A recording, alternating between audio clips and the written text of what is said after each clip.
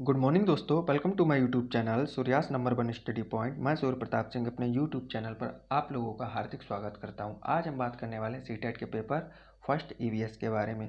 यहां हम आप लोगों के साथ में क्लास 5 की एनसीईआरटी के बारे में डिस्कस कर रहे थे। आज हम लेके आए आप लोगों के लिए एनसीईआरटी का बहुत ही ज़्यादा इंपॉर्टेंट चैप्टर, जिसका नाम है किसके जंगल।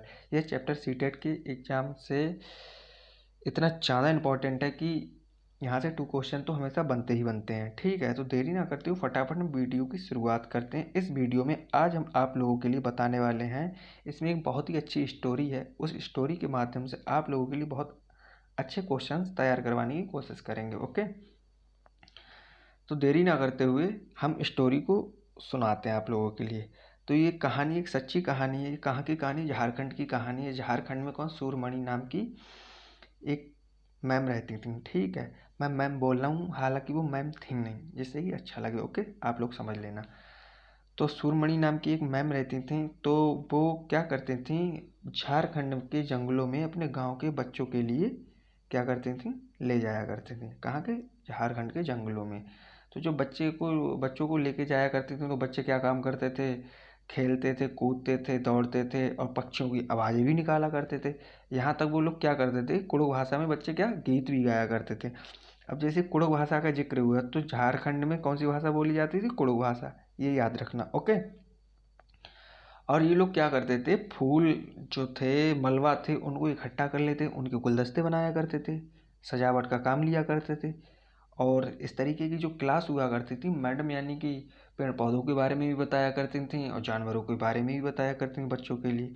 तो जो इस तरह की जो क्लास थी, बड़ी आनंद आया करती थी। वहाँ की जो क्लास थी, बड़ा अच्छा लगता था।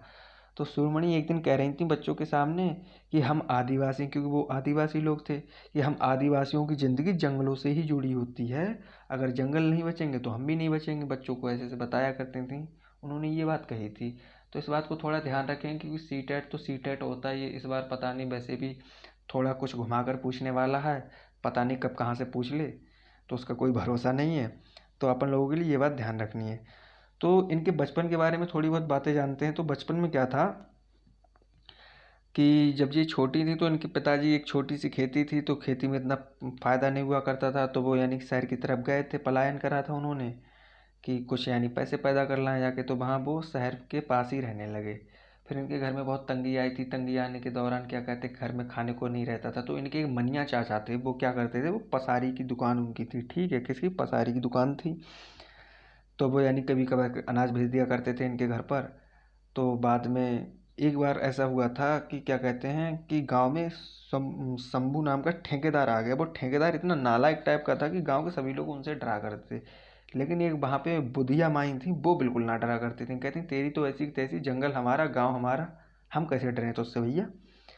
तो वो नहीं डरा करती थी। तो एक दिन मनिया चाचा ने सूरमणि जी को समझाया कि बेटा ऐसा है कि क्या कहते हैं, अब यानी कि ये समाज सेवा बहुत हो गई, अब थोड़ा बहुत अपना यानी भला भी करो, कुछ पढ़ लिख जाओगी, बन जाओगी।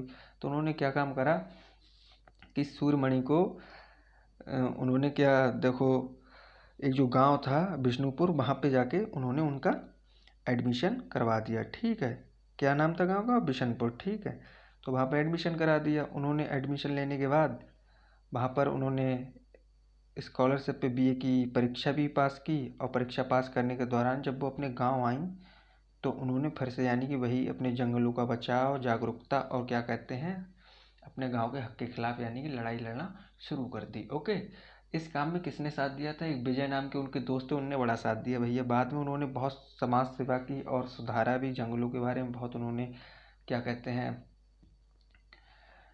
आंदोलन भी किए बचाव करने के लिए।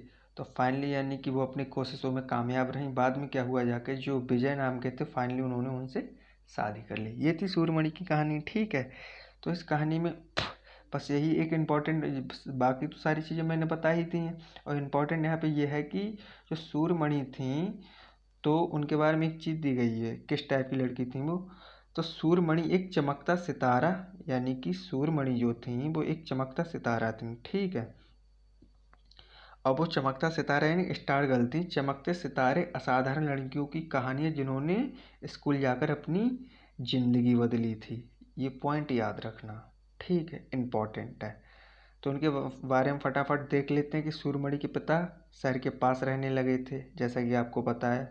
उनके चाचा मनिया सूरमणि का दाखिला बिशनपुर गांव में करवाया था। सॉरी, यहाँ पे जो सूरमणि लिखा है बड़ी ई की मात्रा लग गई है, छोटी ई की मात्रा लगेगी, ये मिस्टेक हो गई मुझसे, तो आप इसको देख लेना। ओके, अगला ये कह रहा कि सूरमणि जो थी, तो सूरमणि ने क्या काम करा था कि उन्होंने स्कॉलरशिप पे बीए की परीक्षा की थी, जैसा कि आप लोग देख पा रहे हैं।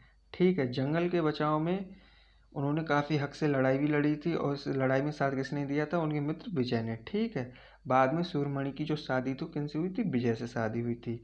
आगे इनके कुछ इंपॉर्टेंट पॉइंट हैं कि जो सूरमणि थी 21 साल की थी, तब उनकी एक फ्रेंड थी। कौन थी? बासवी दीदी, जो कि यानी पत्रकार थी। उनकी मदद से उन्होंने एक केंद्र खोला था जिसका क्या नाम था? तोरांग।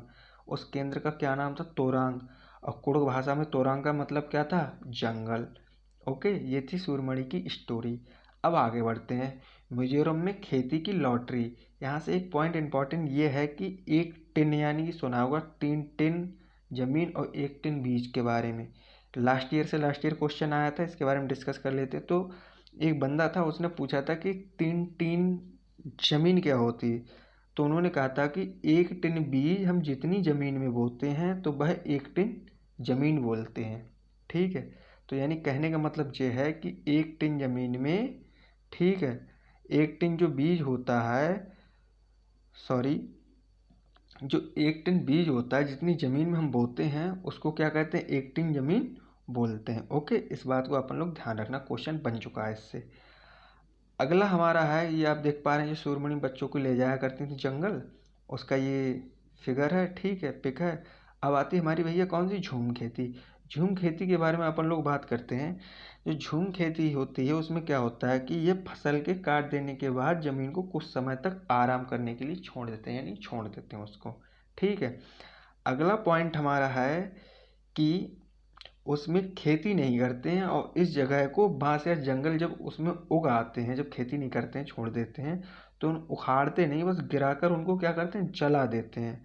पर अगला पॉइंट कह रहा है कि जो राख होती है वो ज़मीन में खाद का काम करती है। किसका काम करती है? खाद का काम करती है। ये सारे पॉइंट याद रखना है, ध्यान रखना है। एक कथन टाइप के क्वेश्चन आते हैं उसमें पूछे जाते हैं। ओके, फिर अगला कह रहा है कि जब ज़मीन पर खेती की बारी आती है तो ज़मीन को जोता नहीं जाता है। क्या करा जाता है? उसको हल्का सा मिट्टी से खुरेच कर बीज छिटक दिए जाते हैं।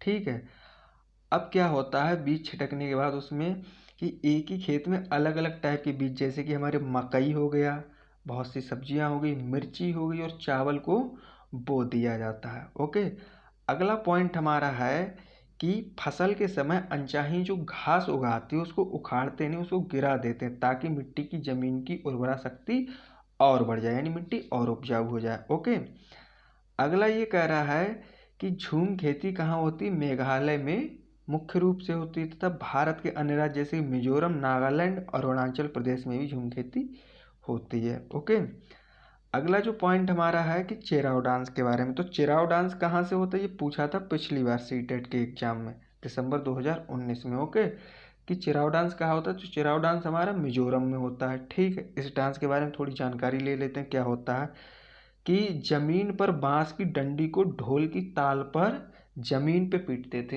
इस डांस में। और यहाँ के लोग, यहाँ की क्या फसल, यानी कि यहाँ की जो फसल मुख्य थी उसका नाम था चावल। ठीक है, चावल की फसल यहाँ मुख्य फसल थी। तो ये थी आज की हमारी वीडियो, आप लोगों के लिए कैसी लगी? अगर आप लोगों के लिए वीडियो पसंद आई तो प्लीज़ चैनल को सब्सक्राइब करें, लाइक करें, कमेंट करें और शेयर करना ना भूलें।